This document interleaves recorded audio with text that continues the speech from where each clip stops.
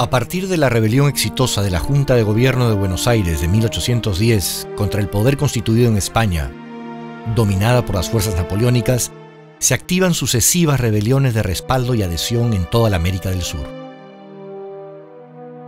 Ya antes de la convocatoria a las Cortes de Cádiz, se ha producido en el Perú el primer grito de rebelión en el sur de la Audiencia de Lima, en la ciudad de Tacna, en donde el 21 de junio de 1811, el funcionario real Francisco Antonio de Sela se ha pronunciado a favor de la Junta de Buenos Aires y, acompañado por fuerzas representativas de la ciudad, toma el control de la misma, deponiendo a las autoridades representantes del gobierno de Lima.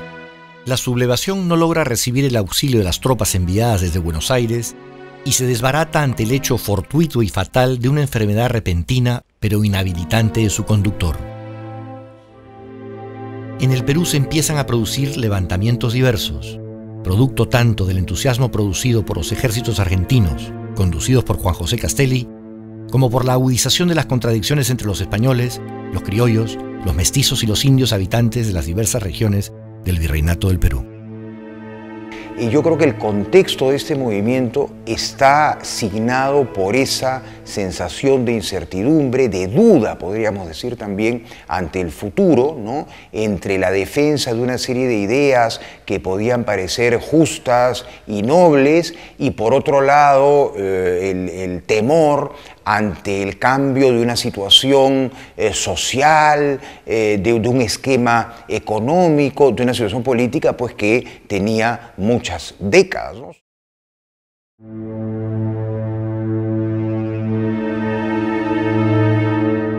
La ciudad de Huánuco es, a principios del siglo XIX, una ciudad comercial ligada a actividades agrícolas en donde conviven españoles, criollos y mestizos, en una tensa relación que se ha ido exacerbando por lo que criollos y mestizos consideran injustos privilegios de los españoles, acusándolos de acaparar cargos y monopolizar el comercio. Ya desde los meses finales de 1811, aparecen en la zona de Huánuco y Cerro de Pasco pasquines que contienen versos de carácter crítico e inflamatorio, incitando a la sublevación contra la situación de opresión que experimentan los criollos, mestizos e indios.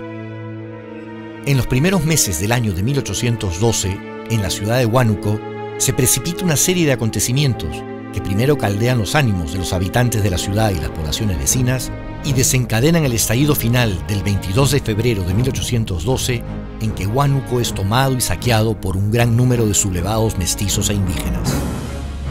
Las causas atribuidas al levantamiento son las siguientes. En primer lugar, la expoliación y prisión de que son víctimas los indios de las poblaciones circundantes de la ciudad. En segundo, la segregación, postergación y maltrato que sienten los criollos y mestizos por parte de las autoridades y los habitantes españoles.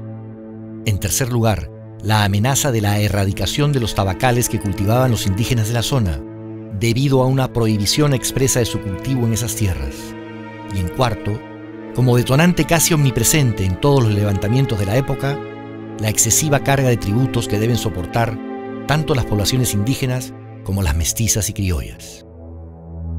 Todo ello produce primero la exacerbación de los espíritus y después la reacción violenta y el estallido de la rebelión, que es propiciada, respaldada y dirigida por un grupo de criollos y mestizos de la propia ciudad de Huánuco, entre ellos y principalmente por Juan José Crespo y Castillo, nacido en 1747 y que fuera desde 1790 miembro del Cabildo de Huánuco. En 1812 es ya un hombre de 65 años. En el origen del espíritu de sublevación está también la acción de los religiosos de la zona, Mariano Aspiazu, Ignacio Villavicencio y Marcos Durán Martelli, frailes intelectuales versados en doctrina política y en contacto con otros focos revolucionarios de América del Sur, que escriben y difunden papeles con ideas de insurrección contra el poder ejercido en la región, entre otros, por el subdelegado de Huánuco, el mayor Diego García, el subdelegado de Panataguas, el capitán Alfonso Mejorada, el mencionado alcalde provincial, Pedro Antonio de Chegoyen, y diversas autoridades militares y del Cabildo, en su mayoría emparentados con los miembros de la influyente familia Llanos. Muchos historiadores consideran fundamental la difusión de dichos papeles, ya que canalizan el descontento e incitan a la rebelión contra el poder constituido. Realmente la primera junta de gobierno se forma en 1812 en Huánuco, ¿no? Y es ahí donde radica la importancia de este movimiento, ¿no? Que es la primera junta de gobierno en el territorio del virreinato peruano. Tienes que verlo con lo que está pasando en el contexto. ¿Y qué más claro, ¿no?, que los rumores de que viene un inca, de que viene el Inca Castelli, que te habla de Buenos Aires y el Alto Perú, ¿no?, y de la presencia de este clérigo quiteño que está ahí dentro de la Junta de Huánuco y trae toda esta experiencia de lo que ha ocurrido en Quito, ¿no? Entonces, en primer lugar, Huánuco es Huánuco, pero está con los brazos, ¿no?, abiertos, uno mirando hacia el norte y el otro mirando hacia el sur, y no son, pues, digamos, luchas intestinas, ¿no?, sino que tienen una apertura, ¿no?, que te hace ver un proceso dinámico donde las ideas circulan, las noticias circulan, las personas circulan.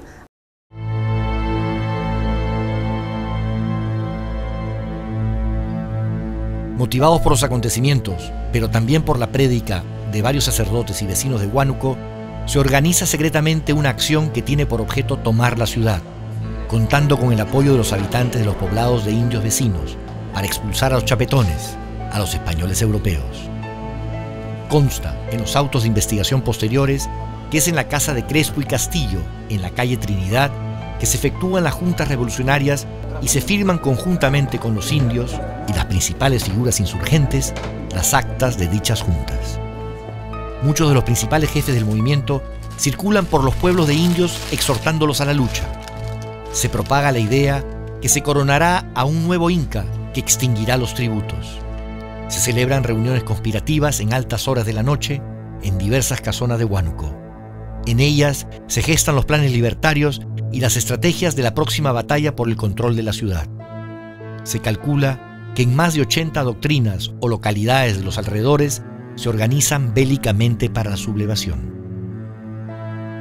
Conforme al plan de acción, los pueblos circundantes a la ciudad de Huánuco, Panataguas, Guamalíes, Cerro, Huaylas, Jauja y Cajatambo, debían esperar la voz de alerta dada desde Huánuco para apresar a sus autoridades y tomar el mando de sus respectivas poblaciones.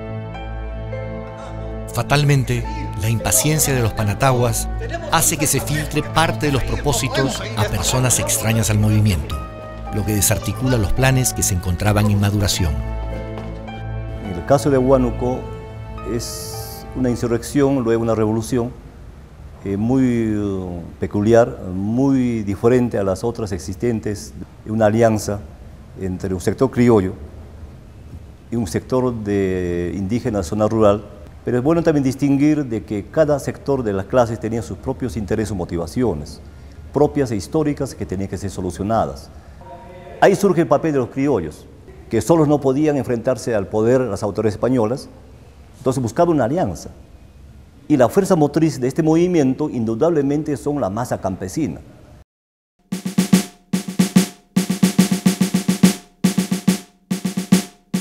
Sobre el puente de Guayaupampa, adeptos a la causa, con palos, hondas y lanzas, se atrincheran a la orilla derecha del río. El subdelegado Diego García envía 25 hombres para hacerles frente e impedir el paso del puente. Logran detener el avance de los pobladores durante aquella noche de luna, causando muchas bajas en los sublevados, siendo los muertos arrojados al río. Las tropas realistas, al percibir que podían ser rodeados por los pobladores de otras partidas, descienden a la plaza de armas. Algunos, pensando que resistir es imposible, logran huir por el camino de Ambo a Cerro de Pasco. Otros se guarecen en iglesias, conventos y en la casa de Domingo Berrospi, criollo, hijo de un regidor del Cabildo que desde un principio se ha mostrado simpatizante del movimiento de rebelión. Para entonces, los indios han atravesado el puente y avanzan sobre la ciudad, cuyos pobladores buscan aterrados dónde guarecerse de la inminente violencia.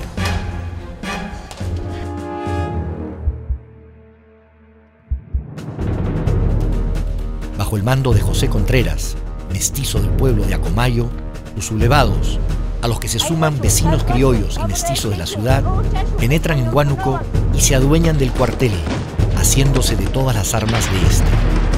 Empuñando un nuevo armamento recorren la plaza de armas repetidas veces, arengando: posesión, posesión, muerte a los chapetones. Llenos de ira, se cometen atroces saqueos a las casas, establecimientos y fincas de los europeos. En vano el cura de la ciudad, el padre Moreno, quiere contenerlos apelando a sentimientos píos.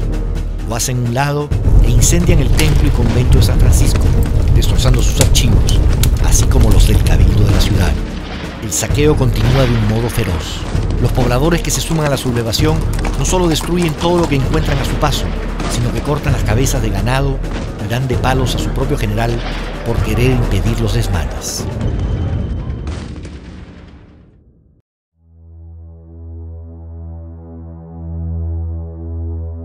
Luego de 3 días de trágico festejo, alegando que Huánuco no cuenta con autoridades, se convoca a Cabildo para constituir una junta que gobierne la ciudad. En casa de Domingo Berrospi se le nombra subdelegado. De igual forma, los revolucionarios lo nombran general en jefe y como su teniente general a Juan José Crespo y Castillo. En un confuso momento de lealtades encontradas, Berrospi decide enviar a Ambo armas para los europeos refugiados allá y manda detener a los cabecillas del movimiento. Logra encarcelar a José Contreras y antes que los indios puedan organizarse para liberarlo, Berrospi ordena ejecutarlo y arrojar su cuerpo al río Guayaga. Conocida la traición del que consideraban su general en jefe, los revolucionarios reclaman en la plaza de armas la cabeza del desleal subdelegado.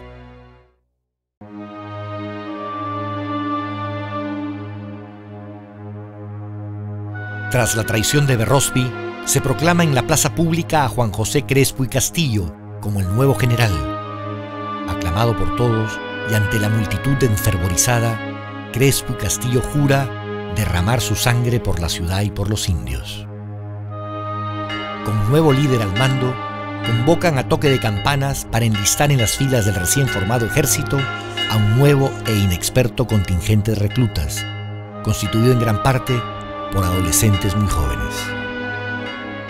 Es Crespo y Castillo quien particularmente se encarga de reorganizar las tropas y de continuar enarbolando las banderas de la rebelión. La estrategia propuesta es dirigirse hacia Ambo y convocar a todos los pueblos de la subdelegación de Huánuco. Para el dirigente, quien no acuda al llamado será calificado de traidor a la patria.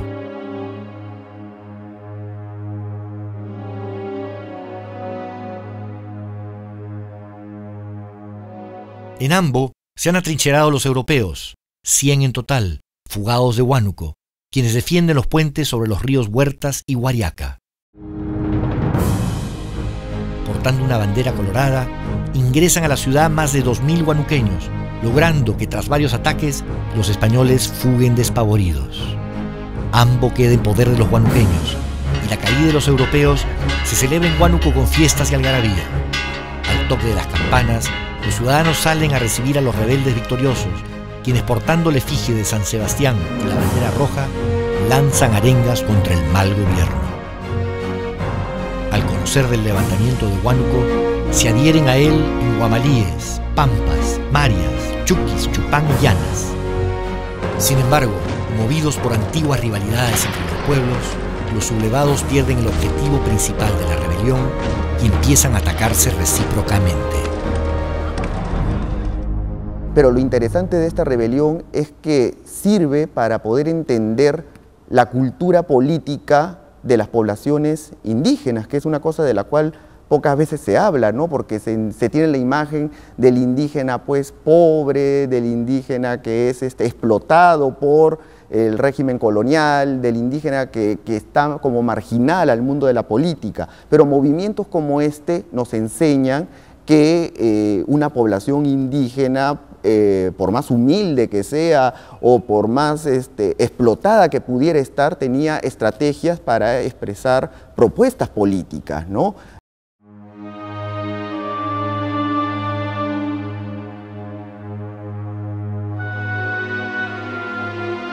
Para el virrey Abascal, en Lima, resulta indispensable restablecer el orden en Huánuco y para tal efecto encomienda al gobernador intendente de Tarma, José González de Prada, que ha sido contador mayor del Tribunal de Cuentas de la Real Audiencia de Lima en 1791, desplegar toda la actividad necesaria para aniquilar la insurgencia y restablecer el orden en la ciudad de Huánuco y demás pueblos.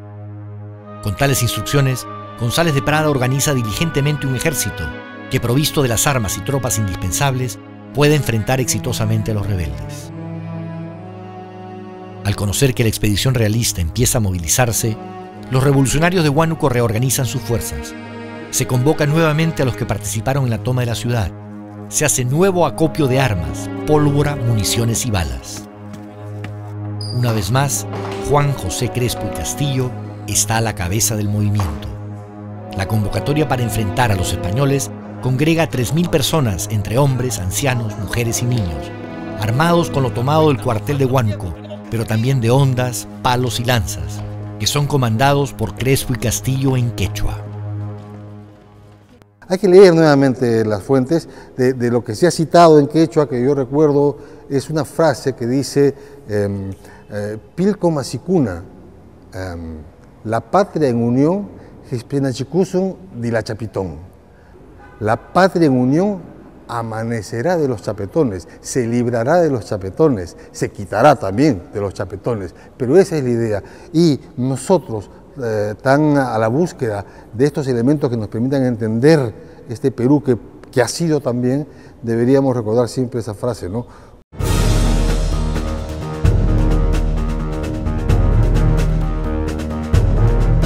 El 16 de marzo, el ejército de González de Prada arriba a Ambo con 500 hombres, pero con una artillería compuesta por 4 cañones, 600 fusiles, pistolas y espadas.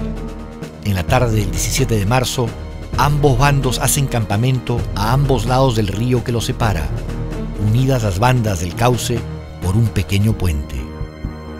Tras una tensa noche en que permanecen inmóviles en sus respectivas posiciones, observando sus respectivos movimientos y disparando balas al aire para establecer su disposición a entablar combate, amanece el día 18 de marzo.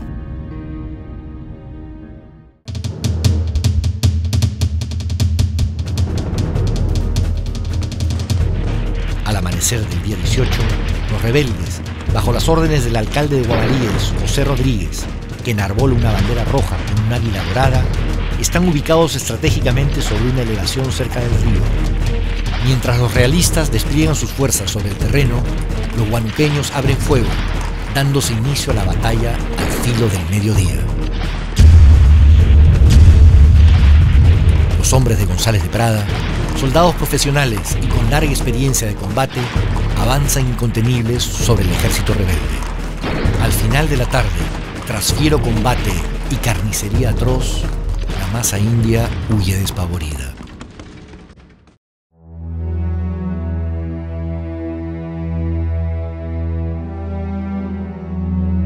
La batalla marca la victoria de las tropas de González de Prada y rápidamente da cuenta del suceso al virrey Abascal. Al ocupar las tropas la ciudad de Huánuco, González de Prada ordena ir en busca de los fugitivos para proceder a su captura y pacificar la población de Guamalíes, mientras se constituye el tribunal de guerra para procesar a los insurgentes.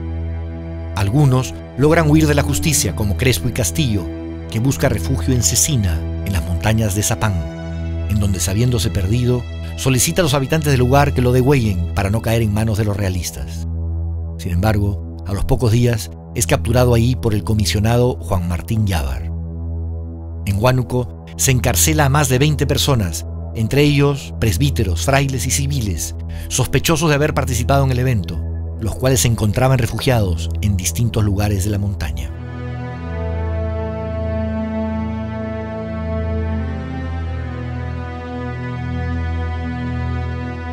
La Audiencia de Lima pronuncia resolución los primeros días de junio.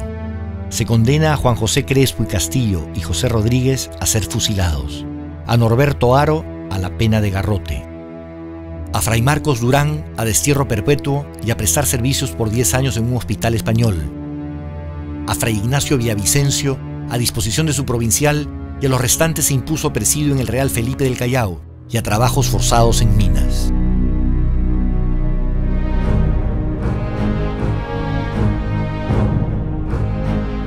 En la mañana del 14 de septiembre, en la Plaza de Armas de Huánuco y al pie de la torre de la iglesia matriz, fueron fusilados Crespo y Castillo y José Rodríguez, y ahorcado Norberto Haro. Sus nombres fueron proscritos, sus propiedades desmanteladas y sembradas con sal, conforme al procedimiento penal de entonces. El 13 de octubre de 1812, Fray Marcos Durán Martel y Cayetano Morales son embarcados en el Callao con rumbo a España. En ese mismo mes, González de Prada abandona Huánuco y deja una guarnición de 50 hombres en la ciudad. Hacia finales de 1812, con motivo de la jura de la Constitución de Cádiz, hay un intento de revivir el movimiento revolucionario, pero los líderes son apresados y la sublevación cesa. Personajes como Crespo y Castillo, Durán Martel, Villavicencio, los hermanos Rodríguez, Contreras y otros representan el perfil del hombre de la época que busca y emprende acciones por la independencia y la libertad de la patria. La rebelión multitudinaria de Huánuco de 1812, de éxito fugaz pero precursora de otras muchas que se darán en los siguientes años, representa el segundo movimiento libertario de mayor trascendencia en la historia del Perú, en su camino hacia la independencia que alcanzaría finalmente en 1821.